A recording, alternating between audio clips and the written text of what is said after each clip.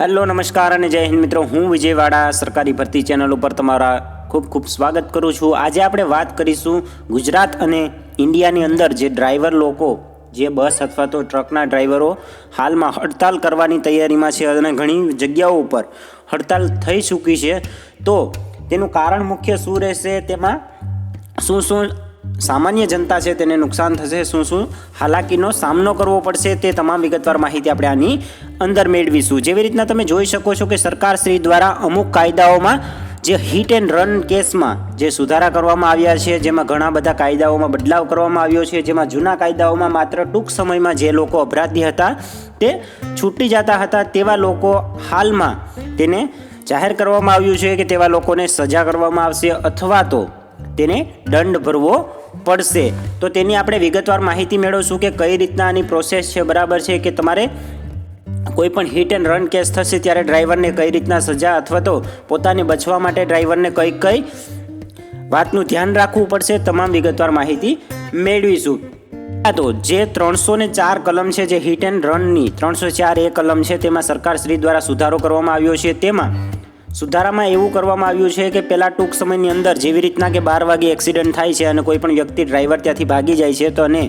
Police સ્ટેશને હાજર થઈ જાય છે તો તેને 4 વાગ્યા સુધીમાં જામીન મળી જતા હતા, પરંતુ હાલમાં સરકાર શ્રી દ્વારા નવો સુધારો કરવામાં આવ્યો છે કે જે હિટ એન્ડ રનનો કેસ થશે તેમાં બંને પક્ષ તરફથી જાંચ કરવામાં આવશે અને જો ડ્રાઈવર દોષી પામવામાં આવશે તો તેને રૂપિયા 7 લાખ સુધીનો દંડ આપવામાં આવશે અને 2 થી લઈને 10 વર્ષ સુધીની સજા પણ થઈ શકે છે। તે નિર્ણય ઉપર હાલમાં ડ્રાઈવર એસોસિએશન એટલે કે ટ્રક અને બસ ડ્રાઈવરનું એસોસિએશન છે તે હાલમાં નારાજ જણાઈ રહ્યું છે અને તે લોકો સ્ટ્રાઇક પર બેસવાની તૈયારીમાં છે અને ઘણી જગ્યાએ સ્ટ્રાઇક પણ થઈ ચૂકી છે। આનાથી સામાન્ય જનતાને છે તે ઘણી એવી ટ્રાન્સપોર્ટિંગને લગતી સમસ્યાઓ સર્જાઈ શકે છે, પરંતુ તમને શું લાગે છે આ કાયદો જે નવો ઘડવામાં આવ્યો છે તે બરાબર છે? તો કોમેન્ટમાં જરૂર જણાવજો, બરાબર છે। હવે જે હિટ એન્ડ રનનો કેસ છે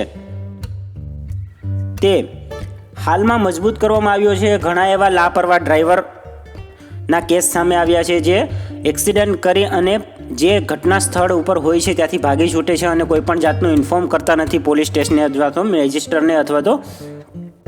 તે ઘટના સ્થળેથી જ ભાગી જાય છે। તેવા સંજોગોમાં આ કલમ લાગુ પડશે। કોઈ પણ ડ્રાઈવર દ્વારા એક્સિડન્ટ થશે અથવા તો તે ઘટના સ્થળેથી ભાગી જશે તો જ માત્ર આ કાનૂન નહીં લાગુ પડે, તે નજીકના પોલીસ સ્ટેશને હાજર થઈ જશે અથવા તો મેજિસ્ટ્રેટ સમક્ષ પોતાની વાત નહીં મૂકે તો તેને આ કલમનો સામનો કરવો પડશે। બાકી કોઈ પણ જાતનો આમાં એના પ્રત્યેનો જે આ નારાજગી જતાવી રહ્યા છે તેવું કોઈ પણ વસ્તુ મને લાગતી નથી। જો તમે પોલીસ સ્ટેશને હાજર નહીં થાવ, એક્સિડન્ટ કર્યા બાદ પોલીસ સ્ટેશને હાજર નહીં થાવ અથવા તો મેજિસ્ટ્રેટને પોતાના જે જિલ્લા મેજિસ્ટ્રેટ હશે ત્યાં તમે હાજર નહીં થાવ, બરાબર છે, તો તમારે આ કલમનો સામનો કરવો પડશે। બાકી જે પણ વ્યક્તિ કોઈ એક્સિડન્ટ સંભવિત વસ્તુ છે, કોઈ સહાય કરીને અથવા તો જાણબૂઝથી કરતું નથી, બરાબર છે, અકસ્માત કુદરતી રીતના થાય છે તો તેમાં કોઈ પણ લોકોને આપણે જવાબદાર ઠેરાવી શકીએ નહીં, પરંતુ જેવી લાપરવાહીથી તે લોકો ટ્રક ચલાવે છે, જે લોકો અમુક લોકો બધાનું નથી કહેતો, બરાબર છે, અમુક લોકો જે લાપરવાહીથી ટ્રક ચલાવે છે તેવા લોકો માટે આ કાયદો કદાચ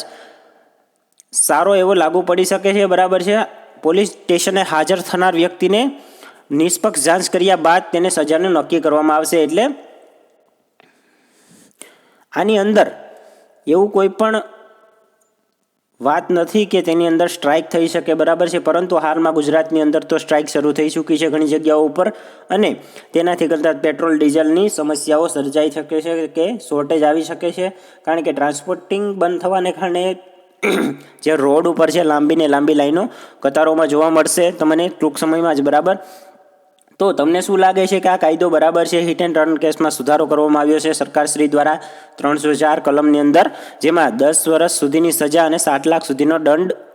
જે તે જવાબદાર વ્યક્તિને ભરવાનો રહેશે। તો ડ્રાઈવર લોકોની પાસે એટલી કદાચ નિર્દોષ ડ્રાઈવર હોય અને તે ગુનેગાર સાબિત થાય તો પણ તેની પાસે એટલા પૈસા ના હોય કે તે ભરી શકે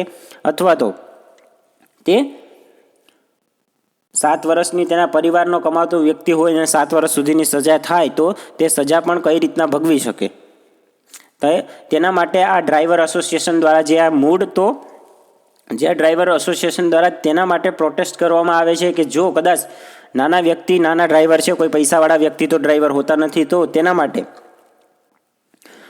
માટેનો આ કાયદો એક કાળો કાયદો તે લોકો કહે છે કે આ કાળો કાયદો બ્લેક રૂલ્સ, બરાબર છે, કાળો કાયદો છે ડ્રાઈવરોની જિંદગી માટે, જેનાથી આમાં ફસાનાર વ્યક્તિ બરબાદ થઈ શકે છે, તેનો પરિવાર બરબાદ થઈ શકે છે. તેના માટે આ પ્રોટેસ્ટ ચાલી રહી છે. તમારું શું કહેવું છે કોમેન્ટમાં જરૂર જણાવજો. ગુજરાતમાં અને ઇન્ડિયામાં આવતી તમામ અપડેટો માટે આપણી ચેનલને સબસ્ક્રાઈબ કરી બેલ આઇકન દબાવી લેજો. મળીશું નવી ભરતી નવી અપડેટ સાથે. ત્યાં સુધી જય હિન્દ, જય ભારત.